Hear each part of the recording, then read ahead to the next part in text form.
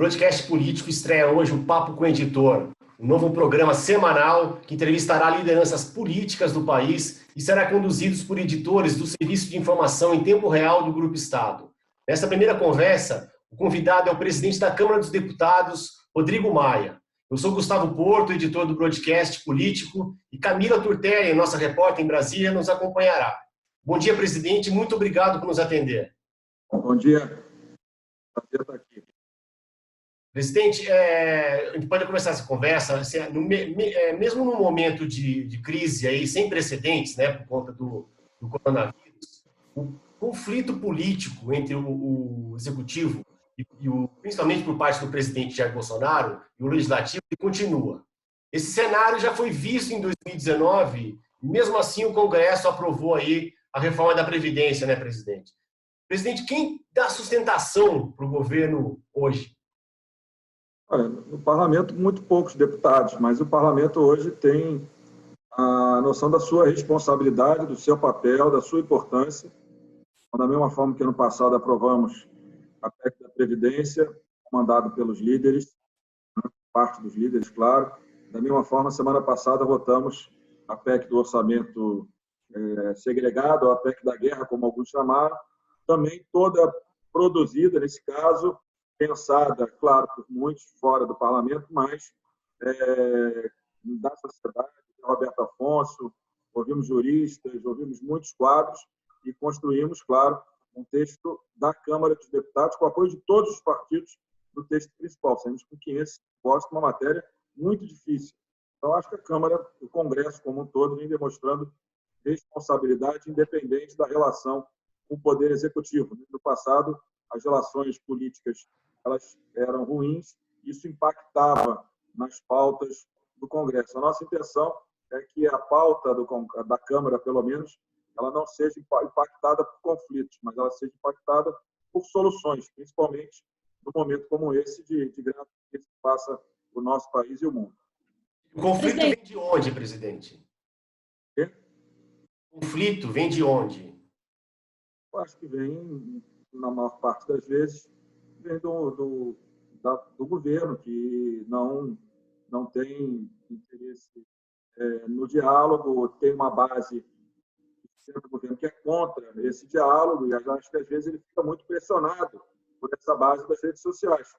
Eu acho que o que é importante é que a gente precisa entender que o governo foi eleito, ele não necessariamente é obrigado a fazer um governo de coalizão, ele faz o governo da forma que ele entender. E é claro que o parlamento também tem que ter a liberdade para, respeitando a harmonia dos poderes, cumprir parte da agenda do governo, trazer parte da agenda da sociedade, dos estados e dos municípios através do Senado. Então, o importante é que a gente respeite a palavra harmonia, que está escrita na nossa Constituição. Agora, a independência, ela está garantida. Um governo que quer mais independência do poder legislativo, no passado, teria a construção de muitas pautas bomba. Mas eu acho que o Congresso tem mostrado uma responsabilidade e a compreensão que o governo brasileiro, né, o Estado brasileiro, ele não é só o Poder Executivo. Né? Quem governa, quem executa é o Poder Executivo, mas quem governa é o Executivo e o Poder Legislativo. Né? Então, eu acho que essa compreensão é importante. Eu digo sempre aos deputados, nós queremos criar uma despesa, não agora, nesse momento de crise, nós temos que criar despesa, não tem outro caminho. Né? É o governo federal que comanda esse processo. Mas, em outros momentos, nós queremos criar uma despesa, que espaço do orçamento nós vamos encontrá-la. Então, acho que essa responsabilidade entre causa e efeito é muito importante. Presidente, ontem o senhor sinalizou que o Plano Mansueto deve ficar para um outro momento, quando as decisões de curto prazo não forem tão emergentes, e que deve ser apresentado um novo projeto para socorrer os estados e municípios. O que o senhor pode adiantar sobre esse projeto? Quando que ele deve ser apresentado? E, principalmente, o que pode ser feito para solucionar a questão da queda da arrecadação de ICMS nos estados e municípios? Nós vamos votar hoje. Nós temos o projeto de lei que se chama o Plano Mansueto, que é um guarda-chuva, trata de muitas coisas, mas nós entendemos que, nesse momento, a votação da forma como estava sendo articulado o plano Mansueto, nós íamos perder o controle da votação do plenário e íamos votar muitas coisas de médio e longo prazo que seriam, do nosso ponto de vista, essenciais ao futuro dos estados, né? Pela preocupação de todos. E como era um plano de médio e longo prazo, muitos governadores que não estavam ali atendidos, era um plano de recuperação de estados, né? Então muitos não estavam ali atendidos, só a pressão por muitas emendas, né, para conseguir resolver exatamente um curto prazo. Então, se há essa mistura e uma pode contaminar a outra, né, o importante é que a gente resolva exatamente a questão do ICMS, pelo menos por 3 meses, essa é uma das ideias, né, que a gente consiga abrir um espaço que seja horizontal, que seja igual a todos, para que todos possam ir ao mercado pegar empréstimos. Eu acho que são duas questões fundamentais que nós precisamos tratar nesse texto. Então, a gente consolida o texto naquilo que é emergencial, naquilo que é urgente, não deixamos que a questão de curto prazo contamine o longo prazo, nem a favor nem contra. É óbvio que nem a favor nem contra, né? Tudo tem bônus e ônus. Agora, eu acho que o maior ônus é a gente começar a contaminar o futuro, né, sem ter a certeza da receita para que esse futuro, essa despesa, seja criada de forma permanente. Então, acho que a gente organizar o curto prazo, né, dando tranquilidade aos governadores, estamos tentando concentrar nisso, são os pontos que dão mais consenso, somado, claro, à suspensão da dívida dos estados, que é uma coisa que já estava consensuada, inclusive anunciada pelo próprio governo federal. Presidente, nesse sentido, né, com essa meio postergação do Plano Mansueto, existem outros projetos que eram prioritários também, né, como a reforma tributária e a reforma administrativa, que sequer foi enviada ainda pelo governo, enfim, o senhor chamou até de reforma fantasma. Esses projetos ficam para depois da crise do coronavírus e vão ser priorizados nesse curto prazo mesmo?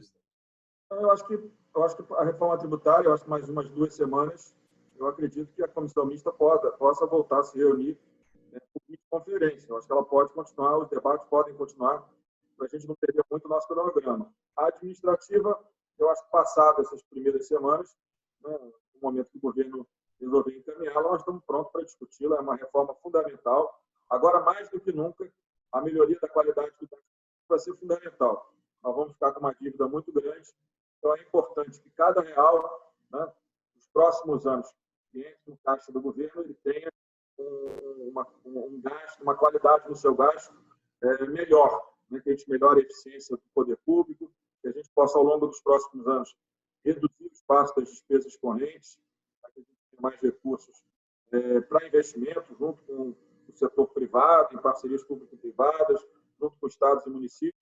Então, a reforma administrativa, depois dessa crise, depois de passar a crise, eu acho que ela vai ter um papel muito importante, como também a reforma tributária. Nada mais importante que melhorar a produtividade do setor privado. E aí você tem um caminho que é fundamental, que é a simplificação do sistema tributário, claro, e a melhoria da infraestrutura, entre outros temas. Mas eu acho que no setor privado a reforma tributária talvez seja um ponto fundamental. Por isso que eu acho que ela deve ser retomada, o seu diálogo, já nas próximas semanas, para que o nosso cronograma não fique muito atrasado em relação ao cronograma inicial previsto pelo relator e pelo presidente da comissão mista. Presidente, o senhor consegue fazer algum tipo de previsão, desenhando aí no melhor cenário e no pior cenário, quando que a economia brasileira pode voltar a crescer? Olha, eu acho que o nosso grande desafio vai ser ter capacidade de organizar, né, a retomada do crescimento. Nós está longe ainda para a gente prever quanto é que vai cair a economia esse ano. Quanto é que vai ser o déficit primário? Vai ser alto. Então, tudo isso terá impacto, né, na possibilidade de recuperação da economia. Os estados também. Né, se a gente for muito longe no apoio aos estados também, eles têm a capacidade da sua recuperação no segundo momento. Mas, sem dúvida nenhuma, no segundo semestre, o governo já vai ter que começar a pensar em políticas. A PEC da guerra, ela não está restrita, né, à questão da saúde. Ela fala lá, economia social, porque nessa retomada, inclusive a retomada de obras, estão quase prontas, tem um volume de obras a serem retomadas, então o próprio Estado vai precisar ser, nesse primeiro momento, um indutor importante dessa recuperação. Mas é claro que, pelo menos no próximo ano, a gente vai ter algum comprometimento de crescimento pela crise que estamos passando agora. Eu não acho que vai ser simples crescer muito no próximo ano. Acho que no próximo ano ele vai ter que ser muito bem organizado e pensado pelo governo federal, pelos estados, para que a gente possa ter uma recuperação, pelo menos num ritmo um pouco melhor, para que a gente possa, de fato, tentar sair dessa crise um pouco mais. Mas não é simples, né? Alguns acreditam que essa crise pode ser parecida com a de 2008, né? Que cai muito rápido e volta muito rápido, mas a maioria dos economistas que eu estou ouvindo não está com essa previsão. A previsão é um pouco mais pessimista que esse pensado por alguns economistas, que, pelo menos dos que eu estou ouvindo, ainda são a minoria. Presidente, hoje o presidente Jair Bolsonaro tem uma reunião, está tendo uma reunião nesse momento com o ministro Luiz Henrique Mandetta da Saúde. É uma reunião que ocorre 2 dias após quase o ministro ter sido demitido pelo presidente. O senhor acha que esse clima de fritura ao ministro continua ou isso vai passar ao longo do tempo, já que o presidente parece estar sendo convencido pelos militares, pela ala militar do governo, de que a presença do ministro Mandetta é fundamental para o controle aí da pandemia no Brasil? Olha, bom saber dessa reunião. Acho que tomara que o presidente e o ministro encontrem uma convergência, um caminho para que eles possam, pelo menos publicamente, que eles possam estar unidos, né? Que o presidente compreenda que a área técnica tem que prevalecer, mas eu acho que sair dessa reunião uma convergência de pensamento, né? Que a gente tenha mais tranquilidade, ou toda a sociedade, que o ministro falando uma coisa, o presidente outra. O ideal é que eles possam caminhar na mesma linha. A gente está vendo, pelo menos nesse primeiro momento, as nossas curvas de crescimento da contaminação do vírus, elas estão ainda pequenas, o que mostra que as decisões até agora parecem, pelo menos do ponto de vista das curvas, elas estão acertadas. Então, seria importante que dessa reunião saísse, né, uma boa pactuação entre os dois, para que todos juntos trabalhassem em conjunto, no mesmo caminho, para o enfrentamento da crise em todos os campos. Presidente, ainda sobre o assunto Mandetta, no dia em que houve uma especulação forte sobre uma demissão do Mandetta, o presidente do Senado, seu colega de partido, Davi Alcolumbre, fez uma ligação para o ministro Ramos e disse que demitir o Mandetta, nesse momento, seria um grave erro e que teria uma reação forte do parlamento, do Congresso. O que seria essa reação? Existe alguma possibilidade de impeachment, caso o presidente demita o Mandetta, de pedido de impeachment? Foi o presidente Davi, a posição do Senado. A Câmara, claro que é a minha posição, óbvio. O Mandetta faz um ótimo trabalho. O ideal, como eu disse, é que os dois saiam dessa reunião unidos, pactuados pelo bem de todos. É isso que a gente espera, para isso que a gente tem trabalhado. Claro que, às vezes, a gente tem aqui ataques, mas o ideal é que a gente tenha pouca divergência nesse momento. Vamos concentrar todas as nossas divergências, utilizá-las com muita força, mas depois que essa crise passar. Eu acho que é o melhor caminho e eu torço para que o ministro e o presidente saiam unidos dessa reunião de hoje.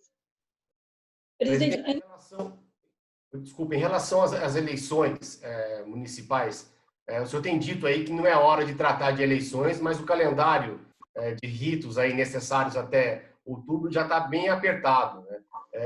E o judiciário, o STF, falou que é uma decisão do parlamento para ser tomada.